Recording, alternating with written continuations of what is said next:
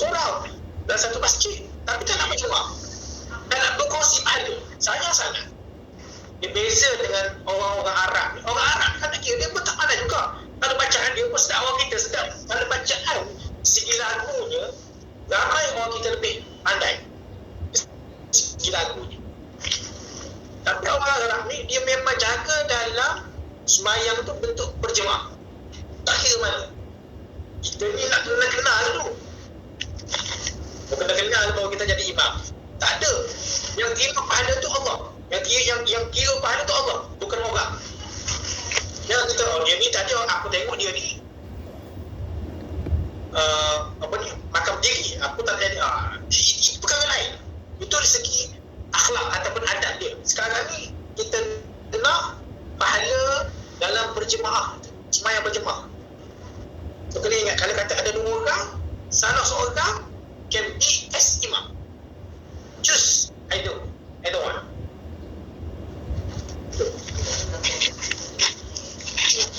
Kalau kita rumah, let's say kita rumah, satu keluarga. Sekarang ni nak pergi masjid, nak pergi surau ni ada social distancing atau physical distancing. So mungkin the numbers is very limited. Sebab kalau kata surau kecil sikit lah, so, kita sembahyang rumah sekarang. So sekarang rumah tu kita pilih, kita panggil lah mana-mana ahli keluarga yang boleh sembahyang dengan kita. Tak boleh kumpul semua pun, kumpul seorang pun dah cukup lah untuk kita mendapat pahala jemaah. Jadi tak kisah orang perempuan ke orang lelaki ke. Kalau kata orang perempuan, so salah seorang tu please can be as imam. Orang lelaki lah ditutup.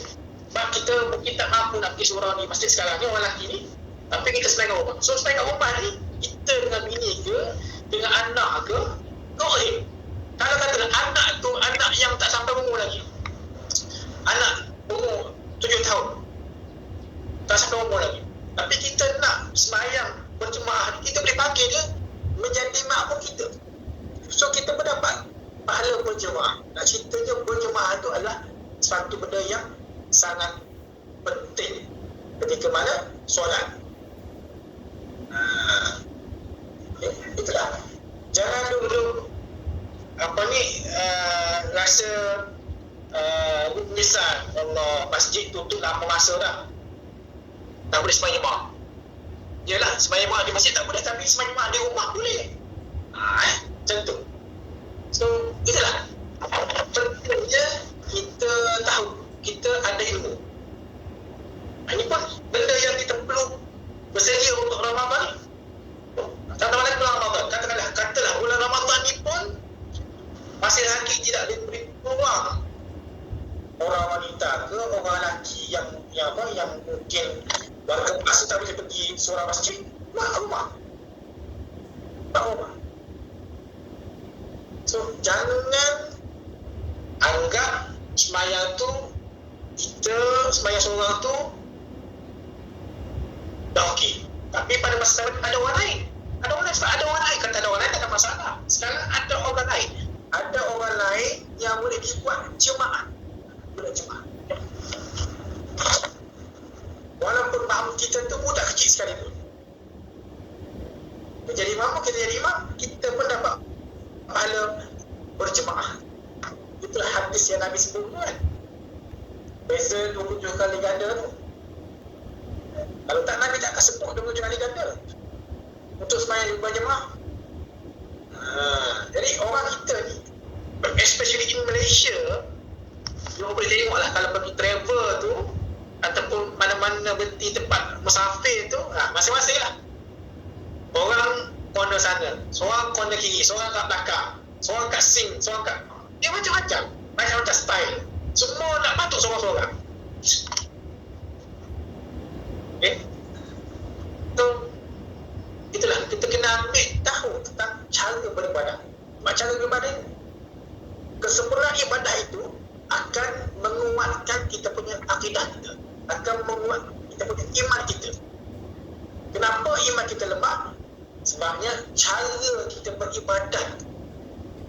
Sepatutnya sembahyang jemaah kita dapat 27, tapi dengan sebab kita mengambil budak, Ada orang lain kita tak panggil dia untuk jemaah kita dapat satu je. Banyak beza tu. Satu dengan 27 kali ganda. Kan? Dengan RM1 dengan beza dengan RM27. Beza sangat. So lepas ni pastikan ini kira amalan kita untuk menuju bulan puasa ni. Pastikan sembahyang fardu sembahyang sunat tu memang boleh buat suara-suara, memang boleh lebih afdal pun buat suara-suara sunat tu. Tapi sembahyang wajib 5 waktu ni, walaupun kita berada di rumah, panggil siapa-siapa yang boleh kita buat jemaah. Kalau kata tak boleh baca kuat untuk sembahyang malam, baca perlahan pun okey. Macam tu. InsyaAllah sebenarnya ibadat kita, iman kita pun akan meningkat. Kuat iman kita. Kadang-kadang kita ada masalah ketika kita buat ibadah tu. Contohnya sembahyang, tak benda sembahyang. Kenapa saya sebut sembahyang? Sembahyanglah utama. Lepas tu puasa lah. Okay. So insyaAllah kita boleh buat untuk menuju dengan kedatangan bulan Ramadan. So kita perbaiki. Mungkin tahun lepas kita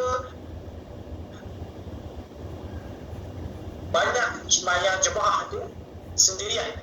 Bulan puasa tahun ni, bulan puasa tahun ni, ataupun yang sekarang ni 20 lagi ni, kita boleh mula malam ni ke besok, okey. Ambil siapa-siapa pun, anak ke, cucu ke, sembahyang dengan kita. Mak tak boleh baca kuat, mak tak bantu, tak apa. Mak baca slow pun tak apa. Masing-masing baca pun tak apa. Cuma masa akad takbir tu kena kuat lah. Untuk orang ikut bangun dan sebagainya. Kan? So, it's very simple. Indeed, in Islam. Mudah kena bayar. Nah, amalan yang berkualiti tu. Berkualiti. Kita dah semai jemaah dan berkualiti lagi, dapat banyak. So, mana kualiti? Dapat banyak lah. Sebab Nabi kata 27 rewards you can get if you make solat in congregation.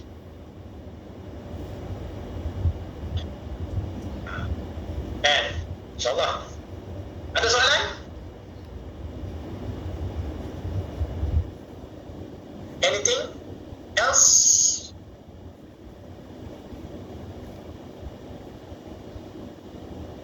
Saya rasa insyaAllah kita boleh sampai bulan Ramadan ni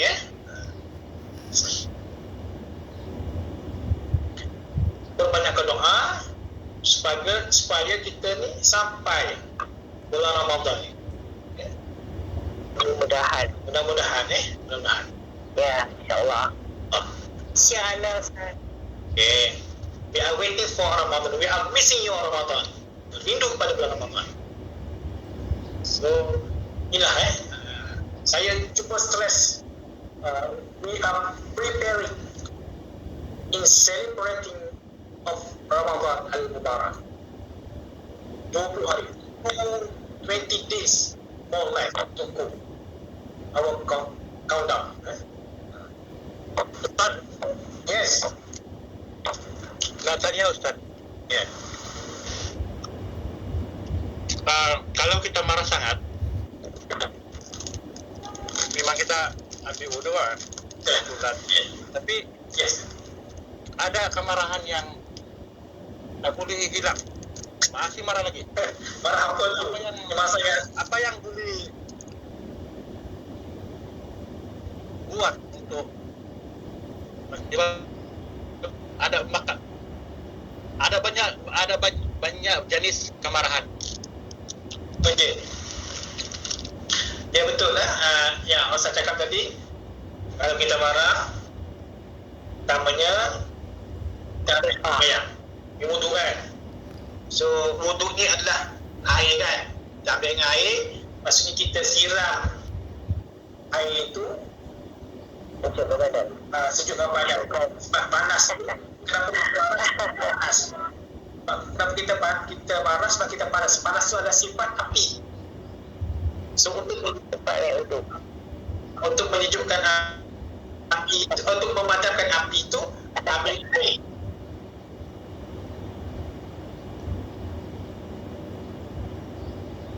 Dalam Islam ambil air itu dengan kita ambil wudu ke seluruh anggota wudu daripada ke kaki dan hingga yang sunat. Itu satu. Tapi kalau kita tengok kenapa Islam ajar atau Nabi ajar supaya kita ambil wudu? Sebabnya kita tengah marah, ada tengah marah. So Nabi ajar kita ni, kata orang tu ada depan kita. Orang tu ada depan kita. Anak kita ke, siapa ke,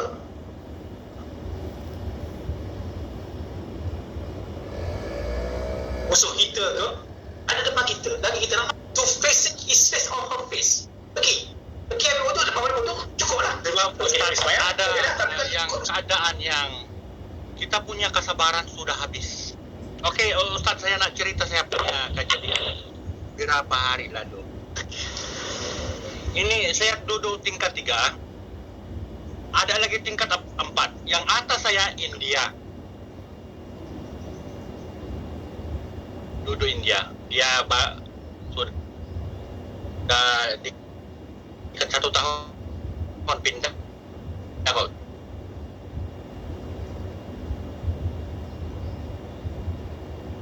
Tapi dulu ramai orang yang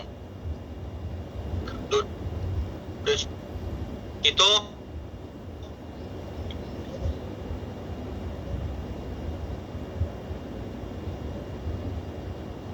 atas saya tak ada masalah.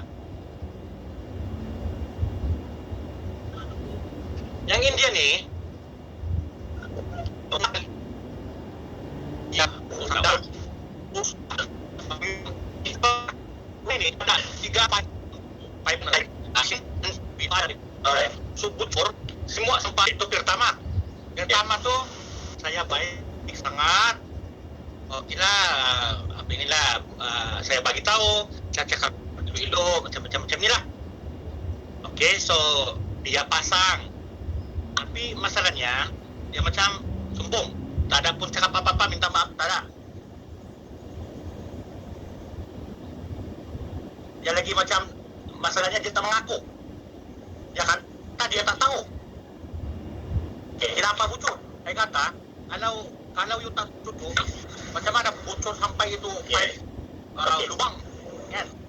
Jatuh bawah. Habis tu you punya sampah kalau dia buang air saja. So dia tak mengaku, dia kata tak tahu. So saya sabar saja. Ini Ustaz banyak kali terjadi. Mungkin dalam 7 atau 6 kali. So yang last ni kemarin saya punya kesabaran sudah habis. Sampai saya punya kepikiran nak bunuh orang. Tahu? Sudah habis. Saya tak peduli agama, saya tak peduli apa-apa. Memang syaitan sudah masuk saya badan. Okey, kenapa? Selepas saya solat Isya, saya makan. Tiba-tiba bunyi kuat. So jatuh dia punya sampah air. Masalahnya yang tempat itu jatuh dalam ada washing machine, laundry, pasar washing machine tu. So banyak kali terjadi itu, nanti rusak. Tak tahu dia bayar. Dan tanya dia pun tak cakap apa-apa. So saya sudah menggigir dah. Sebab banyak kali jadi. Sudah saya cakap dia, jangan buang air, buang ikan tandas. Kalau sumbat, you turun bawah, bagi tahu saya, kita boleh buka ini pipe, kita kasih bersih. Jangan tumbuk, sebab bila you tumbuk, turun, you tu sampah, menyusah orang lah, banyak kotor sini bawah, busuk. Itu you pun tak suci, saya yang kasih bersih. Banyak kali saya cakap, tapi tak tahu orang apa jenis orang ini. Dia dengar aja tapi dia tak ikut. So yang si malam tu, kemarin tu, saya naik ke atas, sudah saya menggigir dah. Saya kata, turun bawah, tengok saya keadaan situ. You punya buat semua, you punya sampah, kotor, najis, busuk, saya tinggal makan lagi. Okay, so dia pulang saja itu tutup, tapi sudah habis dia tak bersih. Dia naik ke atas. Saya yang susah mencuci itu kan, banyak busuk kan. Ya. Macam-macam. So esok pagi, sebab semua pipe bocor, saya beli penutup RM12 satu penutup. So 3 saya beli. So saya bikin awal-awal pagi. Sebab dalam pukul 8 lebih lah, sebab saya dengar tak ada lagi bunyi atas. Sebab saya risau nanti bila bikin ada air kan. So saya basah lah. So saya bikin. Bila saya bikin, siap saya sudah buka itu penutup, ada orang buang air atas, so saya basah lah bawah. Mana saya nampak kan? Saya susah-susah pasang itu atas kan, pakai tangga. Habis itu ada orang buang air atas, saya mandi ya. So saya berjerit, saya bawa kan. Saya kata jangan buang air, siap ada orang kerja bawah. So, dia tak dengar kau masih lagi buang, saya buat lagi berdiri. Saya sudah basah dah. So, saya ada cakap, tak elok lah. Saya cakap, jangan macam ini, macam you bodoh, tak dengar kah, saya cakap kah, saya buat ini. Saya sudah basah ni, you punya kotor air di atas ni. So, saya tak tahu, itu dia punya isteri dah mandi. Okay, so isteri dia pergi bilik, kasih bangun dia punya suami. Dia masih tidur. So itu suami, dia turun bawah, dia ketuk pintu saya. Saya pun sudah tak pakai baju nak mandi. Dia kata kenapa you berjerit-jerit awal pagi. So saya bagi tahulah. Saya kata saya bawa ni, saya fikir saya sudah cakap dia. Saya tak tahu siapa orang atas tu tiba-tiba buang air. Dia kata dia tak tahu ada apa ni bikin. Yalah, itulah saya cakap, saya berdirikan jangan buang air. Sebab ada orang apa ini, mungkin tak dengar kan? Dia mengajak saja apa ini. Dia tak tahu, takkan dia tak dengar sebab ada dekat saja kan? Oh, you nampak saya kan, basah kan? You punya najis atas kan, buang air. So dia calm down. So saya banyak balasa dia cakap I kata ini last warning tau. Saya sudah tak sadar sabar awak. Saya sudah tak ada hormat awak. So memang saya betul-betul marah Ustaz. Sampai saya macam nak demam. Dia kalau saya marah Ustaz, mesti gaduh, mesti keluar saya punya kepanasan. Tapi dia tak lawan Ustaz. Dia sabar saja dia. Dia putu orang pun dia tak macam tak nampak dia nak lawan. Siap kalau nampak dia nak lawan, memang saya terus tumpuk. Ya, betul Ustaz, memang saya sudah marah.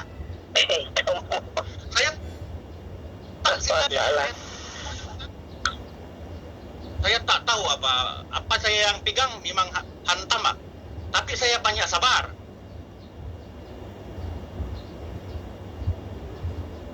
Alhamdulillah. Banyak kali dia buat, saya banyak kali cakap dia. Ya, tapi tak peduli. Okey. So, walaupun saya masih panas lagi Ustaz, macam nak bunuh orang juga. Terus sekarang saya nak Istifanya. sekarang masih sakit hati. Itu saja Ustaz. Betul. Okey. Masalah. Dia punya ujian tu besar sebab melibatkan dia. Jadi banyak macam dia buat, tapi Brother Osam sabar lagi. Dan saya harap juga sebesar mana ujian lagi sekalipun, tetapkan bersama. Itu adalah anugerah yang paling besar yang Allah bagi pada Osam. Cuba. Lagi satu, dia punya solution dia, sebab kita sabar-sabar, tapi pada masa sama juga action from the authority one can be solved this kind of problem. So you go to management and lodge a report, say this kind of thing happened to my house because of the leaking from the level up. So cerita macam-macam. Saya sudah report dekat management. Management sudah datang. Management itu sudah nasihat dia. Dia kata kalau sumbat, dia punya pipe dia tak letak penutup atas, so dia nampak masuk dalam, sumbatlah. So itu management sudah cakap dia. Habis itu dia kata kalau sumbat, you turun bawah, ketuk ke pintu, bagi tahu lah nak siap sumbat atas, so kasih buang lah itu sampah, jangan Yes. katu-katu atau apa ini, pam kan nanti dia turun bawah, menyusah orang, ini bukan tanah bawah, masih lebih banyak tingkat lagi. So Komplain dekat management lah. Itu saja saya yang tak paham. dia kiranya jadi kurang ini. dia tak dengar lah, kira dia tak report apa yang beritahukan dia macam Ni buat macam bodoh. he or she doesn't care what you complain about it. So Masalah dia, lepas ni masalah dia banyak report kepada sebab dia tak ada pun minta maaf, dia tak ada, dia ya, sebab dia tak mengaku lagi, dia tak tahu lagi. yes, Jadi tu ya betul lah, orang yang tak minta maaf tu, Jangan nangis lah. orang yang tak minta maaf tu dia sebab dia rasa dia tak bersalah, dia tak rasa dia bersalah, so dia tak akan minta maaf. So kita lah Buat bodoh, buat bodoh ya. macam tu lah. So lepas ni dia masih lagi bersabar. So kalau kita tengok sejarah Nabi pun, Nabi tu dibaling dengan najis oleh wanita Yahudi. Najis dibaling kepada muka Nabi di masjid semasa Nabi solat. Najis. Nampak tak macam mana Nabi diuji? So itu adalah sejarah ataupun pengajaran daripada kita, susahnya Nabi diuji dengan orang wanita balik najis pada Nabi ketika semayang. So nampak tak? So saya memang saya kepada Brother Ausam dan boleh bersabar dengan ujian tersebut. So diharapkan bersabar lagi, dan pada masa mendatang pergi lagi sekali lagi report. Tak ada action, pergi report lagi untuk bagi tahu bahawasanya penyewa ini ataupun accident itu beri masalah pada kita. Report, itu adalah solution dia. Sabar, tapi kita tak boleh nak cukup nak guna cara keras. Sama berkeras tu bahaya. Sama ada di segi action tu kita pukul pun dah sangat jadi kes kriminal. Bahaya kat Malaysia ni. Kalau kata report kita pukul dia, kena kita walaupun kita nak selamatkan kita. Bahaya kat Malaysia. So memang Ustaz saya nak masuk penjara. Saya fikir masuk penjara, saya bunuh dia. tak. So Itu saya pikir. jangan. Saya nak masuk penjara, saya nak bunuh dia. Saya tak bunuh dia. Itu saya pikir. Masya Allah. Saya kata marah sudah habis. Hilang sabar. Dia macam mana hilang itu kemarahan? Sebab Okey, saya faham situasi. Ya, saya faham situasi Brother Ausam. So malam ni you sembahyang hajat, mintalah apa saja dengan Allah supaya masalah ni tak ada lagi. Sebut nama dia, paling orang sebut nama dia. Masa you doa tu, sebut nama dia. Dia ni supaya diberi hati yang lembut, tak ada lagi buat masalah kepada jiran-jiran dia. Jiran tu termasuklah aku. Doa So, dan kita jangan tunjuk akhlak yang buruk kita sebagai orang Islam. Tak senang bikin Macam mana salah. Akhlak Nabi ketika mana dia Tak senang keluar kalau you bikin kebodohan. tak kata apa, tak balas dengan apa. Bunuh orang Tapi tu Nabi kata terima kasih. kebodohan lah. Usah-usah. So nampak tak? So itulah InsyaAllah Brother Ausam sabar semalam ni buat sembahyang hajat, minta doa betul-betul, Uji tu. sebut nama tu.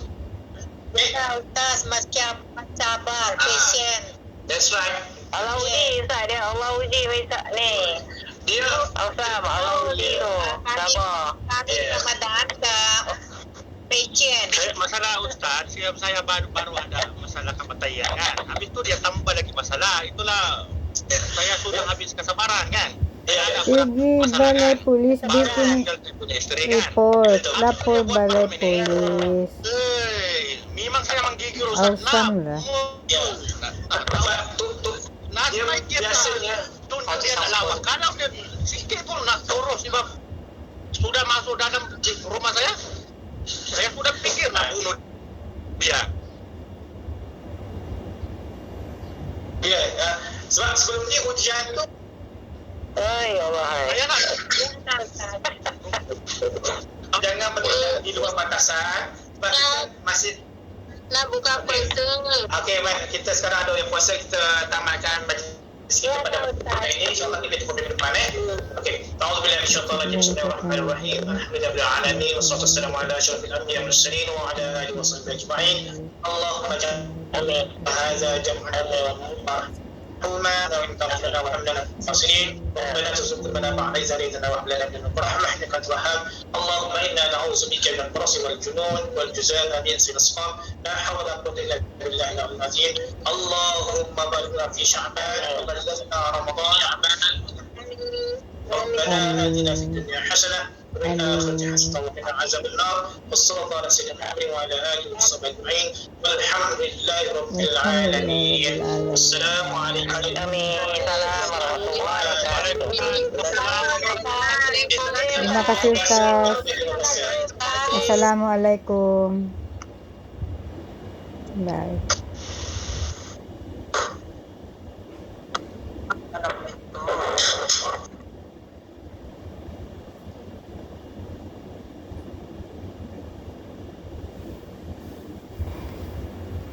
Ay naku Ustaz, sinagot ko pa yun si Osam.